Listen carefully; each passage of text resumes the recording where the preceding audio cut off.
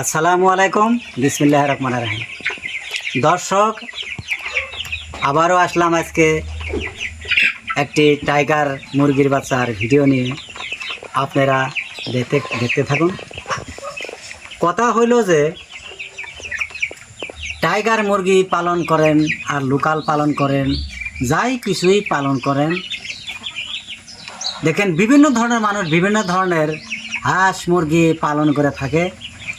সবাই কিন্তু পালন করতে চায়, কিন্তু টিকাইতে পারে না। যে কোনো বেমারে, সর্দি, জ্বর, বিভিন্ন ধরনের বেমার আক্রান্ত হইয়া মারা যায়। বিশেষ করে কথা হয়েছে যে সাদা মশায় আক্রমণ করে। সাদা মশা, আপনার মুরগির যদি সাদা আমেশা হয় বা চুনা পায়খানা হয়, তাইলে কিন্তু আপনার হাঁস মুরগি যাই হোক অত বড় সড়ো হব না, দিন দিন কিন্তু একেবারে লুকিয়ে যাব, স্বাস্থ্যবান হব না। যার জন্য বলছি, আপনাদের যদি এই ধরনের মুরগির বাচ্চা ছোট হোক বড় হোক যদি চুনের মতো পায়খানা করে, তখন কি করবেন? এই পাউডারটা করবেন কি, আপনাদেরকে পরিমাণটা দেখাইতেছি।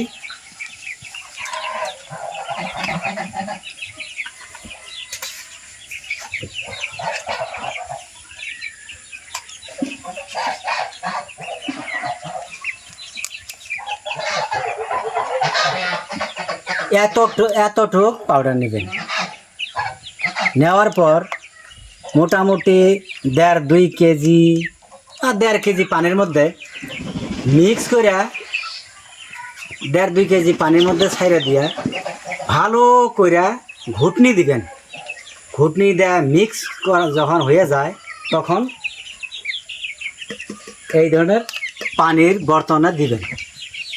কিন্তু যদি অনেকগুলো থাকে, 1.5 কেজির মতো একটার পানির বর্তনেরই দিবেন।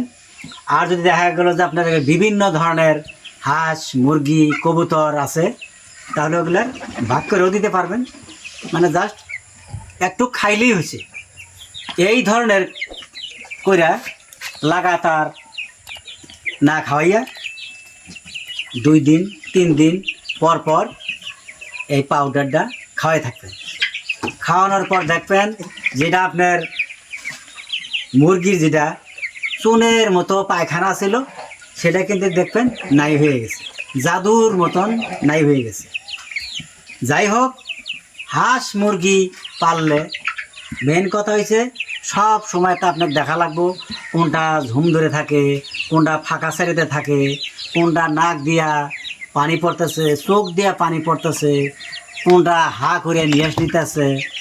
এই ধরনের আপনাদের খেয়াল করা লাগবে, কোনটা চুনের মতো পায়খানা করতেছে। এগুলো যদি খেয়াল করেন, তাহলে আপনার দ্বারায় খামার করা সম্ভব। আরেকটা কথা হলো কি, যে জায়গায় আপনারা হাঁস বা মুরগি পালবেন, সেই জায়গাটা সব সময় সাফা করে রাখবেন। এই যে যেমন আজকে সকালে যেমন এগুলা ঘুরে আজকে দিছি, এটা সারা থাকবো, একদিন এক রাত থাকবো। থাকার পর এগুলো আবার করি কি, চালনি দিয়া, পাতলা চালনি দিয়া চাইলে যেগুলো পায়খানাগুলো তো শুকিয়ে উপরে উঠে থাকে, চাইলে পায়খানাগুলো ফালাই দিয়ে আবার আগের মতন করে বিছিয়ে দিই। আর যদি দেখা গেলো যে বেশি খারাপ হয়ে গেছে, তখন একবারে শুইরে ফালাই দিই আমরা।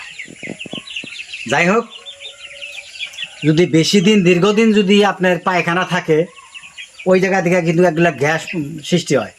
গ্যাস হইয়া আপনার মুরগির ক্ষতি করব।